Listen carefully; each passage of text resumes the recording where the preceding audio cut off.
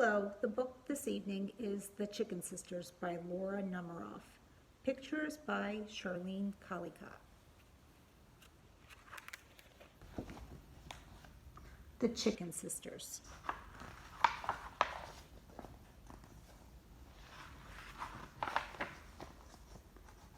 Violet, Poppy, and Babs were sisters.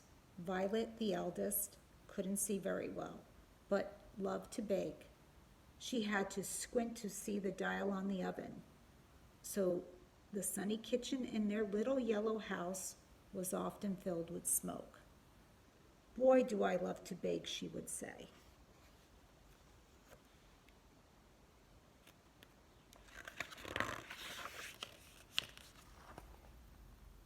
Poppy and Babs always ate Violet's cookies and cakes. Yummy, Poppy would say, delicately wrapping the burnt edges in her napkin. Scrumptious, said Babs, pecking gently past the parts that were burnt. It made Violet very happy to know her sisters liked her baking. Poppy, the middle sister, loved to knit. She knit hats with chin straps, turtleneck sweaters with pom-poms, and covers for the lamps. Boy, do I love to knit, she would say. She gave all the sweaters she made to Violet and Babs. It made Poppy happy to know her sisters liked her knitting.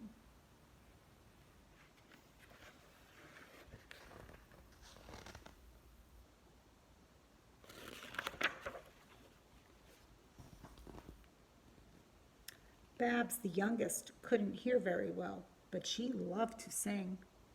She sang in the shower. She sang at Harriet's house of hair, where she worked as a hairdresser. She even sang in bed. Boy, do I love to sing, she would say. Babs sang off-key, but Poppy and Violet always applauded. It made Babs happy to know her sisters liked her singing.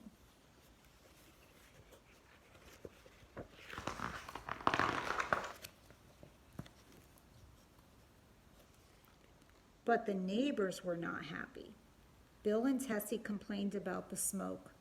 The Fontinis complained about the noise.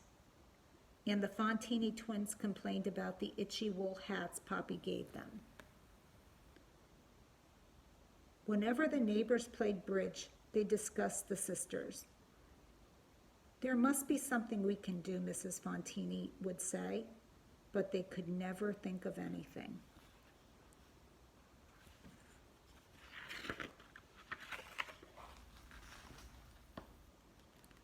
One day,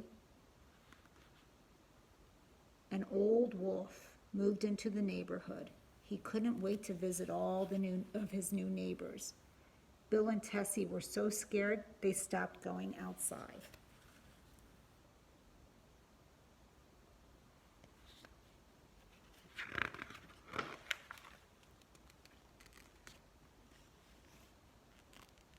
The Fontinis were scared too. When they went out, they disguised themselves in Halloween costumes. Mrs. Fontini dressed as a Martian. Mr. Fontini wore his old football uniform, and the twins went around dressed as salt and pepper shakers.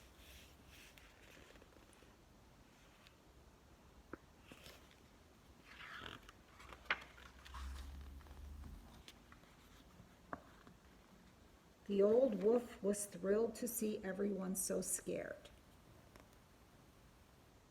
He hadn't scared anyone in years. He crept up to Bill and Tessie's window and bared his false teeth.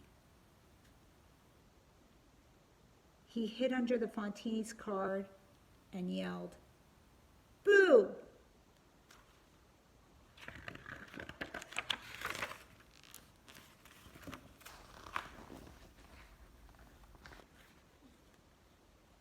The wolf liked the twins' costume so much he wanted to dress up too.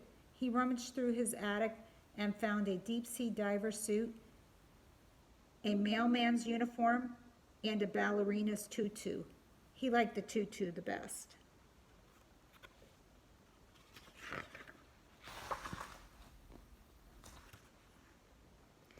Now it was time to visit the three chicken sisters. He knocked on their door. "Oh, a visitor!" Violet exclaimed. She invited the wolf in.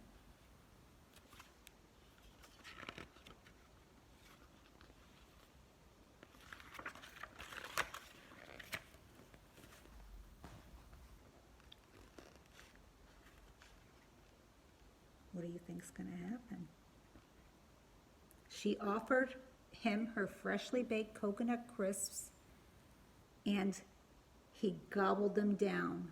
They sat like rocks in his stomach. He stumbled over to the couch, moaning and coughing. "Oh my, you don't look well at all," said Poppy, pulling out a tape measure.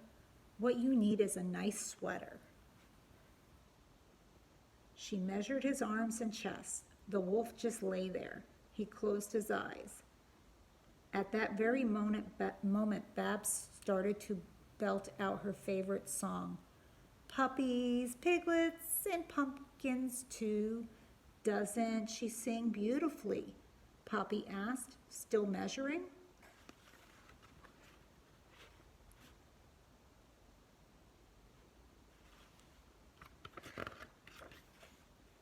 Does he look happy?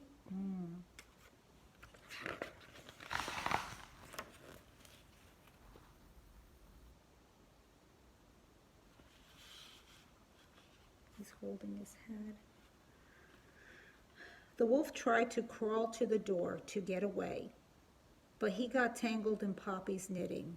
At that moment, Bill and Tessie and the whole Fontini family barged into the house. They'd finally decided to complain about the singing and the smoke, but when they saw the wolf, they froze.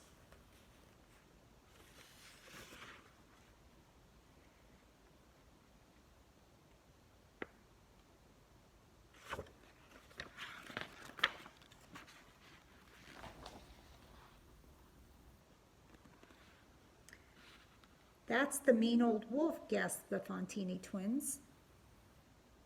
"I'm not mean," the wolf cried. "I was just having fun." "Fun? But you scared us," said the twins. "Please let me go," the wolf pleaded. "I'll leave town. I'll even move in with my mother." So the wolf went off to live with his mother in Atlantic City.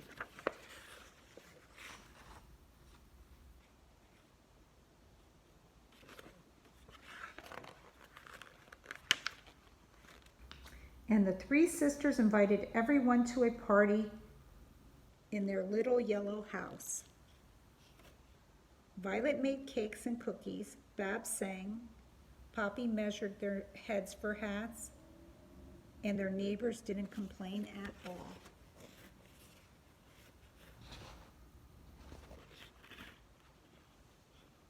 The end.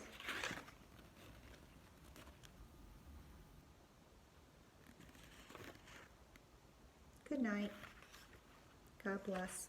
Get some rest.